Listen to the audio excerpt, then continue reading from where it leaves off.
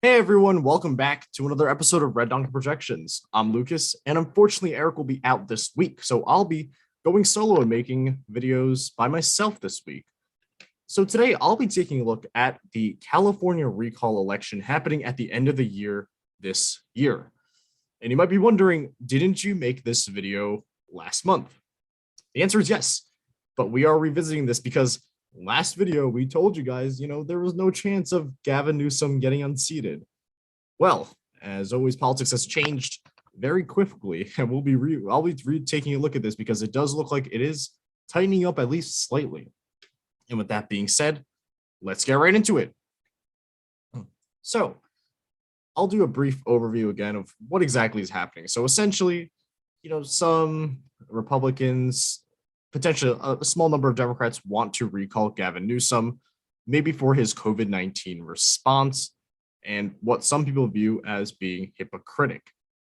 And as a result, they've raised enough signatures or got enough signatures in order for this recall election to happen. What will happen is residents, voters in California will have two questions. The first question is, do you want to recall Gavin Newsom?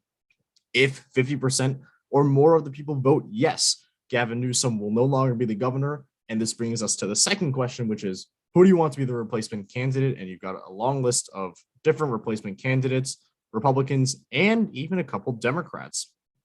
And what caused me to make this video is taking a look at the new polling that we're getting. There was an interesting poll out from Survey USA, which is, I want to say, a decent pollster. It's not a great pollster. That showed actually Gavin Newsom at a 51% chance of getting a yes on recall, 40% on no, and undecided 9%. So this is interesting because this is the first time that the yeses are above 50%. Now, it is important to note, on kind of a background of the state, California is very, very blue. It voted to Biden by a very large number. And for the past, in modern American history, it's often always voted Democratic by a very large margin. So that's why, even with this poll out, I'm taking it with a grain of salt. And to further add to my skepticism on here is, looking at these polls, they're showing, maybe Gavin Newsom does have a chance to be removed, but it's only been this one poll. Every other poll shows him staying in office, people voting not to recall him. But what gives me even more skepticism for this poll, and I do believe it is an outlier because of it, is two things. First of all, yes, they're voting to remove Gavin Newsom, but who's coming in second? Kevin Paffrath. And funny enough, he's a Democrat. He's, I believe, is a YouTuber. So this is interesting because usually not usually, but in this case, a lot of the reason why people are even trying to recall Gavin Newsom is because they want a Republican governor. It's very strange to see a Democrat leading the replacement vote. You would expect maybe Kevin Falconer to lead, Caitlyn Jenner. And the other thing that makes me very skeptical of this poll is looking at the breakdown by race.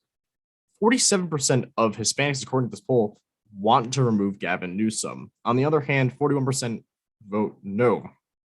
And doing the math for that means that Gavin Newsom is trailing by 6% with Hispanics, if this poll is correct, which, quite frankly, I don't believe that is correct. Let's just take a look at the 2020 election, for example, for reference. Joe Biden won Hispanics by a large margin, 75-23. This is not, him trailing behind by 6 points behind Donald Trump. I don't really think this number is correct. This would be a terrible underperformance with Hispanics if this holds true. And keep in mind, Hispanics play a huge role in California's elections because California is a minority majority state. The plurality of the people in California are Hispanics. Obviously, perhaps they're not going to vote at as large numbers as white voters might, but they still play a very big role, 31%. So this makes me think this poll probably is an outlier because, first of all, he should not be running behind these numbers, running behind the yes. And I feel like he should at least be up by maybe 10, 20 points if Joe Biden's leading them by more than 50. So again, grain of salt with that poll there. In addition, another issue with the Republicans, the California Republicans, is they chose not to endorse a specific candidate. Now, I know I've heard various opinions on this. Some people say that, if they were to endorse a candidate, the nationwide race is going to be made specifically about that one endorsed candidate versus perhaps versus the GOP versus Gavin Newsom. Perhaps they're trying to preserve some unity with the Republican Party. But I would actually disagree. And I do believe that this actually hurts them, because instead of consolidating their support behind one candidate that perhaps they can campaign for and everyone can rally around, this might not have that same sentiment. I do believe that Kevin Falconer is probably the only chance Republicans have of winning this governor seat. And when I say chance, that's like a 2-3% chance. I really don't think he has much of a chance. But as the former mayor of San Diego, he can present himself as being, more of a moderate Republican, a good alternative to Gavin Newsom. But even so, considering how blue the state is, it's very unlikely. But regardless, I don't think this decision was a good decision, and it's going to end up perhaps costing them because voters can't rally around one specific candidate. And this gets me to my final prediction.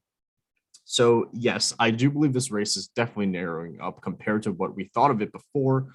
As a result, I'm moving the race to likely Democratic, but I'm not moving it further than that yet, because I still want to wait for more information, more polls, and perhaps more numbers. Of course, polls are not that reliable according to the previous elections, but it's some sort of indicator in there, and I can look in the crosstabs, see how each race is voting, how each gender perhaps is voting, and probably make a conclusion from there. But considering how deeply red California is, deeply blue California is, I'm pretty sure that it will stay blue. And as a result, I will keep it as likely, move it slightly to likely Democratic, but Newsom is still the very clear favorite. And with that being said, that is the end of the video for today. Thank you all so much for watching. If you like this episode, please hit the like button. If you like our content, please subscribe. And we'll see you in our next episode tomorrow. See ya.